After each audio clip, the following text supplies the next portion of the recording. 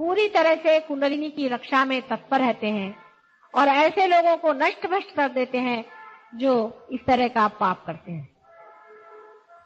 सबसे महान पाप, सबसे बड़ा पाप संसार में यही है कि किसी भी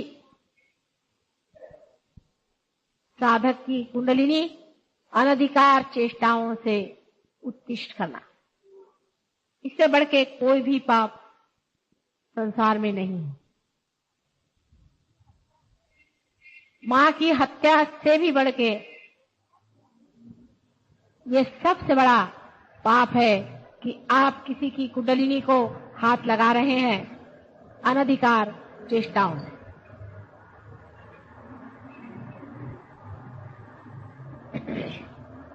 परमात्मा ने ये सारी सृष्टि अपने प्रेम में बनाई है और उसे पवित्रता से भरा हुआ है।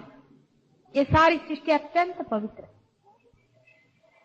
उसमें जो कुछ भी अधम है और बुरा है वो मनुष्य ने ही संचित किया हुआ है, क्योंकि मनुष्य ही ऐसा जीव संसार में बनाया गया कि जो स्वतंत्र है।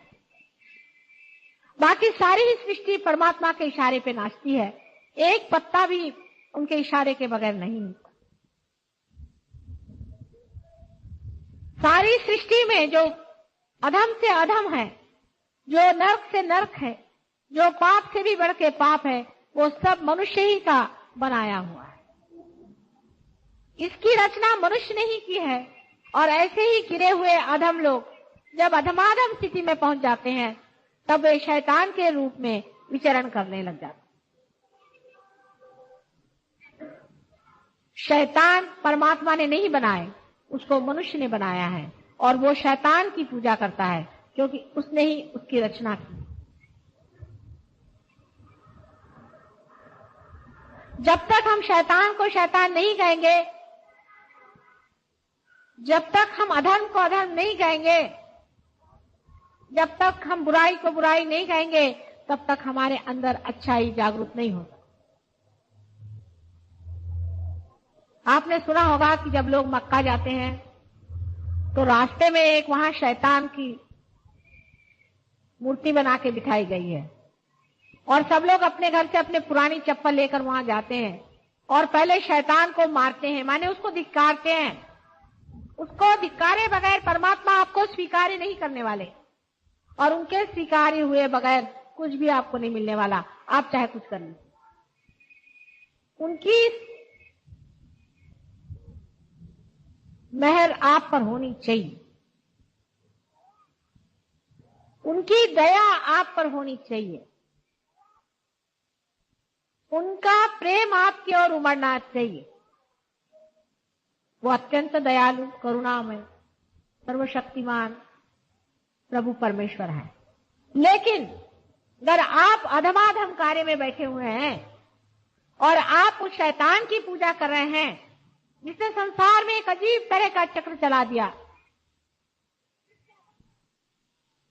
जिसने अधर्म का एक चक्र चलाया हुआ है और जो उसके बहुत सारे अनुचर संसार में पैदा होकर के अधर्म को फैला रहे हैं, जब तक उस शैतान को तुम पूरी तरह से धिक्कार नहीं करोगे तब तक परमात्मा भी आपको स्वीकार्य नहीं कर।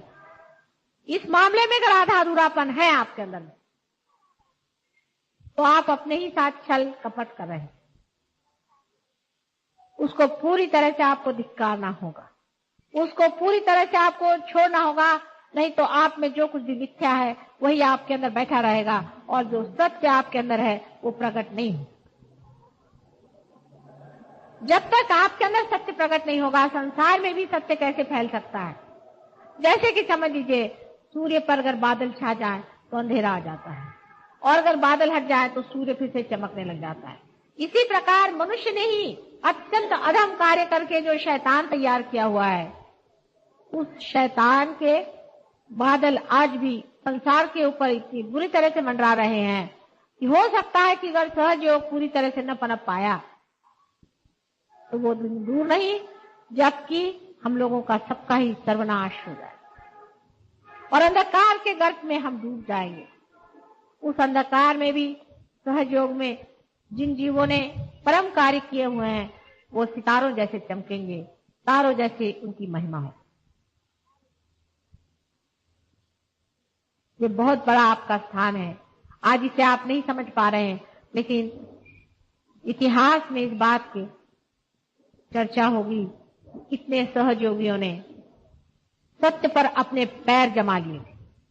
आधा अधूरापन छोड़ दीजिए। छोटी छोटी बातों की ओर उलझने की जरूरत नहीं है। आप बहुत बड़ी चीज पर जमे हुए। इतनी बड़ी चीज पर जमने वाले लोगों को चाहिए कि छोटी मोटी चीजों की ओर बिल्कुल ही ध्यान न दें।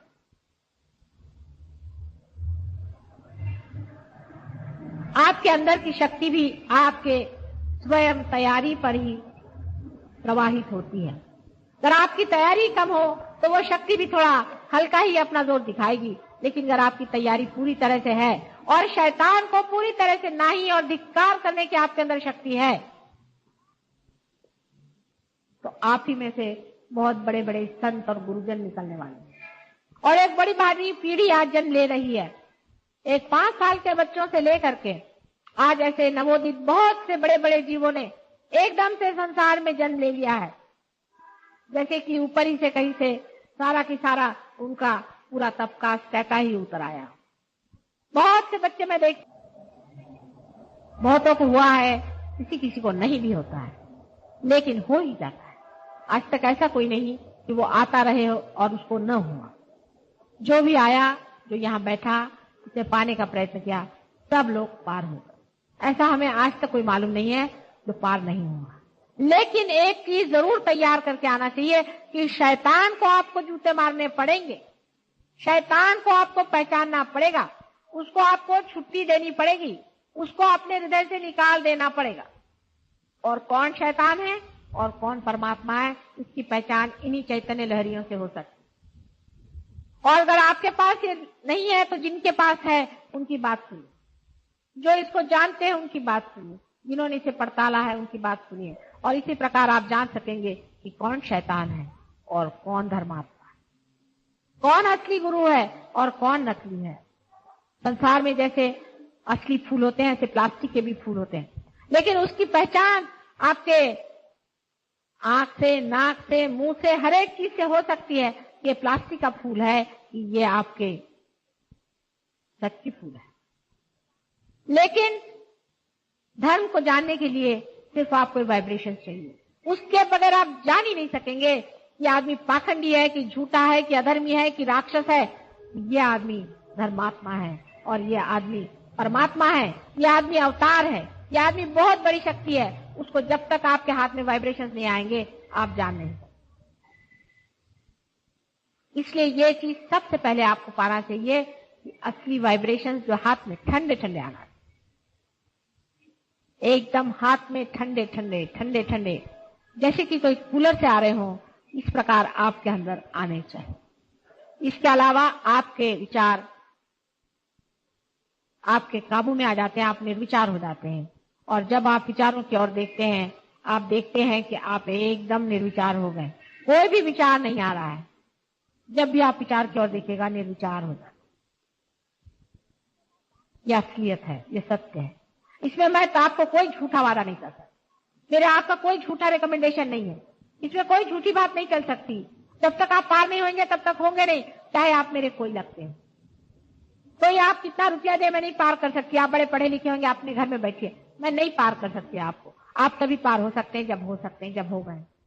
कोई भी हो आप, मैं मजबूर हूं, मैं आपको ऐसा झूठा सर्टिफिकेट नहीं दे सकता। इसमें झूठ नहीं चल सकता, किसी भी तरह का झूठ नहीं चल सकता।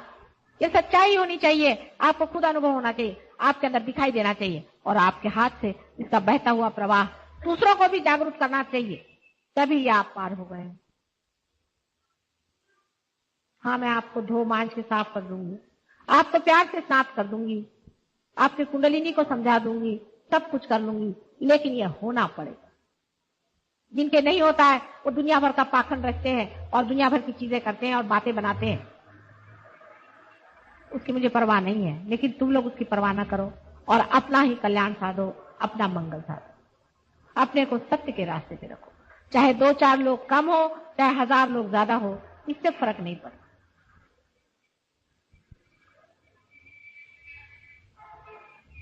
हम लोग अब ध्यान में जाएंगे। सब लोग इस प्रकार पहले हाथ रखें, आंख अभी बंद नहीं करें शुरू में।